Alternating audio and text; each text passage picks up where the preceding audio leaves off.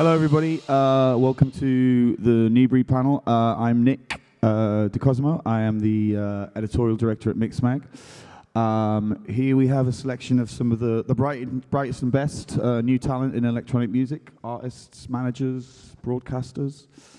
We're going to chat about what the new landscape is in electronic music, what the new opportunities are, and what these guys are doing to shape it and form it. It's also the rock and roll panel, I guess. So hence the Hirvas. So if we get too boring, we'll be passing that around to put some of these young livers through their paces. Okay, so we're going to start with just going through the panel and just getting everybody to introduce themselves and just tell us a little bit about who they are and what they do, and also reveal their age, please. Apart from me, obviously, because calculator doesn't go that high. We'll start with Jake on the left, please. My name is Jake Udell. I am the founder of Third Brain Management. We manage artists like Cruella, Zoo, ATB, and many more, and I am 26. Hi, I'm Matt, Kidnap Kid. I'm a house producer and DJ. I'm 24. Hi, I'm B Traits. I am a radio presenter on BBC Radio 1, a music producer and DJ, and I am 28. Hi, I'm Gavin, and I'm 1/3 of Disciples, a DJ production act from London, and I'm 29. Hi, I'm Becky, Tong. I'm co-founder of Juicebox, which is a club night in London, a management company, and a radio plugin company. I also am the music director of the W hotels in Europe and the Middle East, and I DJ a little bit too, and I'm 23. Hi, we are Eli and Fur. We are a producer duo. We DJ. We're from London, and we are 25. I'm 26. Oh. We won't tell. Jake, actually, can we? I'd quite like to talk about you because your story's pretty interesting from a management perspective. But we sat on a couple of panels before, and you've regaled us with quite a few interesting stories about how you kind of got started and some of the unusual marketing techniques and stuff. So, but maybe just start with how you got started out. I got started out actually as a recording artist. So I started my first business when I was 13, and when I was 19, I realized that I could make money doing anything, but what did I really want to do? And I realized that there was a gift in music and having a voice. I'd always grown up and really been into music, but I never thought I'd want to be in the music industry. And so I decided to become an artist. And I'm really blessed to this day that I chose to become an artist, because had I become a manager or an agent out the gate, I don't think I would really understand the struggles and be able to triumph with my artists in the way that I currently do and understand that process that they go through. And when I started with Cruella, they were the first artist that I just frankly believed in more than I believed in myself. And so it just made sense. And as I was actually not a part of this genre, I was actually a rapper. So in rap, yeah, I'll save that for later. Down here, right? Yeah, come on, man. No, but I was a rapper, and in rap, everybody has a side hustle. And so for me, I wasn't going to be the best writer, the best producer, and obviously not the best looking. So I had to figure out what it was going to be about me thanks, Nick.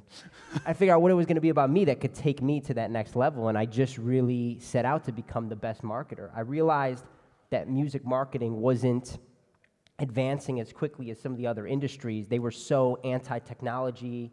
The major labels, the people working at the major labels, they weren't thinking like creative agencies were thinking. And so rather than studying music marketing, I just studied online marketing and marketing in general.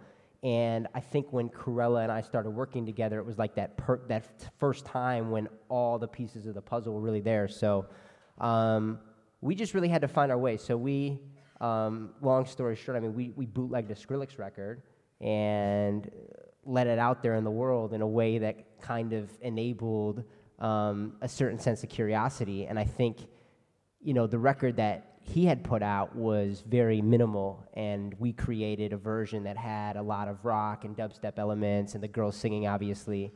And I think by creating that vocal edit, it kind of, in a way, enabled us to say, here's who we're going to be, because all of our original music moving forward really was very similar in vision with that first record that we put out. So Well, it wasn't the first record that they'd put out, but the first record we had done together, and it really brought a lot of eyeballs to the band. But specifically, because I remember you telling me this story, you found a useful, you hacked a useful email thread. Is that correct? You want to elaborate on that a little bit? Come on, it's a great story. I took the band made an incredible record, and if the band hadn't made an incredible record, this would never work, and this will never work again. But yeah, I took an email chain from fraternity I was in, where it was like all these email addresses. It's a college, right? Yeah. It was like I don't want to say what it was that was on the original, but I removed the original attachment, and I Come on. No. It was indiscreet content, shall we say. I'll say it. I don't care. It's just embarrassing. It's fucking I'll say it. I brilliant. don't care. Some girl had lost her naked photos, and it had been sent to like every college campus in the country. And so I took this chain, and I removed the first attachment on the chain, and I uploaded the Corella song, and I said, Genius. And I took the first email in the chain. It was like I changed the time code to say Sunday morning, and the first email in the chain said it came from an MIT student, and we said that we had this record, and that we just kind of like created this whole email chain. And the second to last email in the chain said, how come this isn't on any of my favorite blogs yet?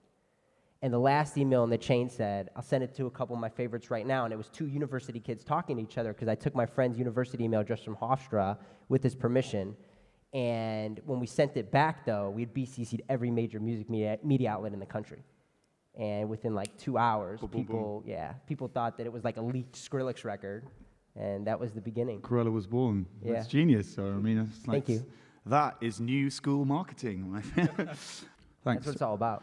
I think just another point. It's interesting that you say, you were a musician, you were a rapper, you had some business experience. I think, obviously, B-Treeps, you're a musician, but you're also a broadcaster.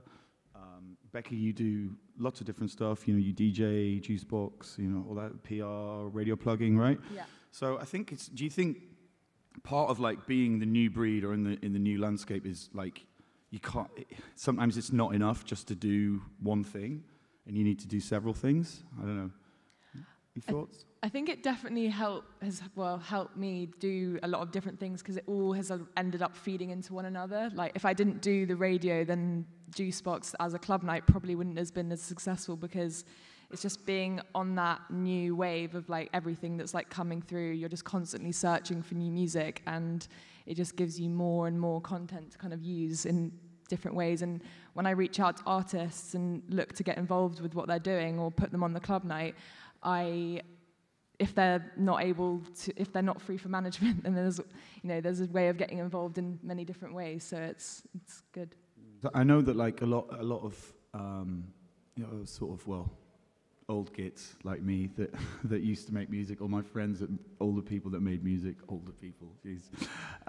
would complain. When social media first came along, they would really complain about the fact that like there wasn't any time to make music anymore, because you had to update your MySpace, or all the various, you have to think about your image. You've got to sort all your kind of photos and stuff. I guess that for you guys, that's not even been a question, because that's just automatically the environment that you've grown up in, right? So you have to be everything, right? Yeah, you definitely have to be good at everything, but you do have to be really good at what you do for it to stand out. Sorry, Matt, go ahead. I was just going to say, it's like maybe I've got an old soul, but it's actually an aspect of it that I've come to resent a little bit. The fact that you have to be on social media doing this, and it's not, it's fine, it's not a problem at all, but it takes away from what could have been, maybe. I don't know. I'd like to exactly. Just do the music, and I'm kind of being told by management constantly, keep up on this, and they're right, because it is important, but I guess that's not what I was passionate about. So You don't have to.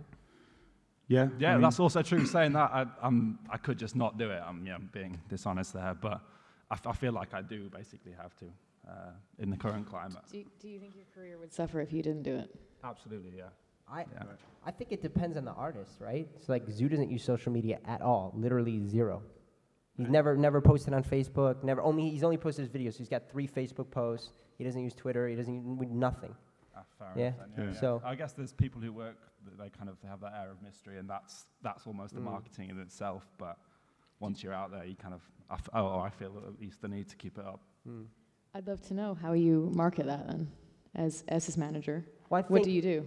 So I was reading your notes, as you know, before we got up here. So, and you mentioned the word discovery.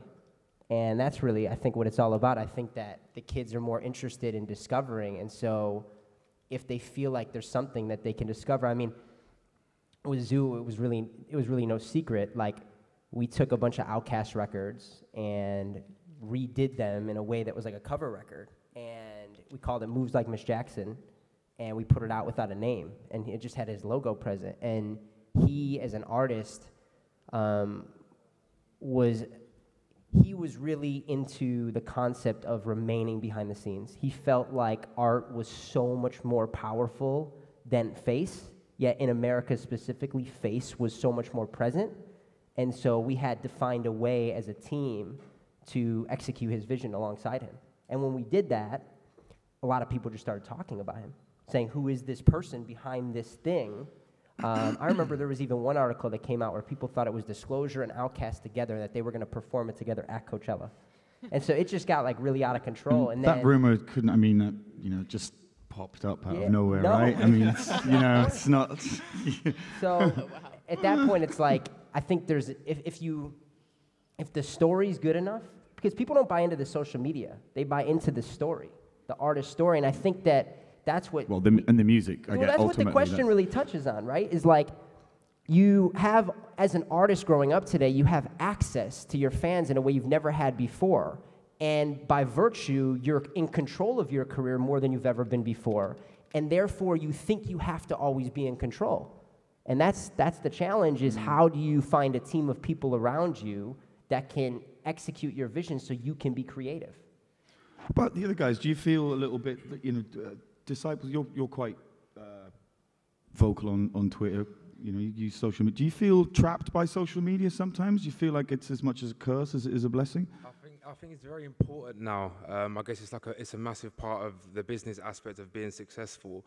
But for me, it takes a lot of energy out of the creative side of producing and being an artist. So I kind of steer clear of it myself. But Luke over there and Deval spend a lot more time on Instagram and Twitter, like posting pictures and stuff, because it is very important to connect with your fans. But yeah, for me, it's just I like to kind of focus all the energy on kind of being creative and make sure that the touring and live side of things is on point first and foremost. Okay. Guys, anything to add? Or? I don't know, I'm quite a fan of social media, to be honest, I think. That's fine. Yeah, I think... It's allowed. I love it. I think it's really nice to be able to interact and kind of share your story. I think, obviously the creative part is incredibly important, but it doesn't depress me. I don't get upset about it. I think it's fun. It's like, it's like a whole world, you can bring people into a world rather than just, you've got music and then you've got what you're doing, and it's fun. I mean, I really enjoy it. I love it. We have a lot of fun with it. Have you got any tips for what the next platform might be? Is there something new bubbling under that you guys use, or? I really like Snapchat. Yeah. Just came out today. I don't know. I think with the social networking thing, I think you can kind of take it one step further, and it's almost like its own creative platform in itself. Like, you can get really creative and artsy with your videos that you post on Instagram and on Facebook, and I quite enjoy it. I quite like that. It's kind of funny. I think it depends. Obviously, just depends on the individuals, doesn't it? Right? Yeah. It gives your fans like a little bit of insight into your life, like your personal life, and I think that's just a really nice touch. For sure. Getting the balance right, I guess. Yeah. I had 2 fried eggs for breakfast this morning at the Totally. hotel. Yeah, my Twitter feed's not particularly interesting, but Jake, try and make it more interesting than that, basically. Well, I'm not an artist. Get creative. Jake, Mr. Future Man, is there any exciting new digital platforms, social media platforms that you can give us the scoop on? It's fine if there aren't, but you'll... No, I don't think there is. I think that there will be, but they all kind of execute the same thing. Actually, there will be. Okay. So what's going to happen... So, is that the streaming platforms are going to start having a way for artists to reach the fans via socials. And so if people are listening to your music, you're going to, for the first time, be able to let them know about tour dates and about anything else that you're doing. And that's going to be a real gift. And I think that you'll see that from all of the major social media, all the major streaming platforms. Yeah.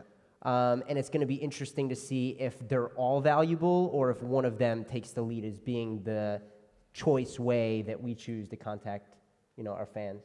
Becky, obviously, the talk about the new school and the old school. What sort of guidance and inspiration did you get from your dad and stuff when you? Do you guys clash? Do you have different ideas? Do you argue about stuff? I was worried about this question. It's what everybody's been waiting to find out. Come on. To be fair, to be completely honest, like we didn't really ever sort of discuss like my path in music. I just kind of went and did it, and it as so happened that he was there to kind of watch it. And I kind of, obviously, as I was getting into radio, I was just sending him tunes, and he'd be like, "Oh yeah, this is really good. Might play this." And then it kind of snowballed, and yeah, I guess I don't know. He kind of, I think he found it kind of unexpected. He wasn't he didn't see it coming. I don't think that I was going to get into music. I think he wanted me to be a doctor or something else. Just don't go to this business. Yeah, I think he was like, really. Do you have like arguments and stuff? Do you have like differences of opinion on things or? No, we don't. Okay. Sometimes I'll ask him about what he thinks. It's quite casual, actually. I'll just be like, "Oh, have you heard that new tune?" And he's like, "Yeah." And I'll be like, "Oh, what do you think?" And we'll have like discussions like that, but it's like we don't have arguments. I look to him when I'm like wanting to know something about maybe the past or what he's been involved in. See if it could help inspire something. Well, the clock's ticking down. I think first in IMS history, we're going to finish exactly on time in 3, 2, 1, 0. Round of applause for our wonderful panel. Thank you.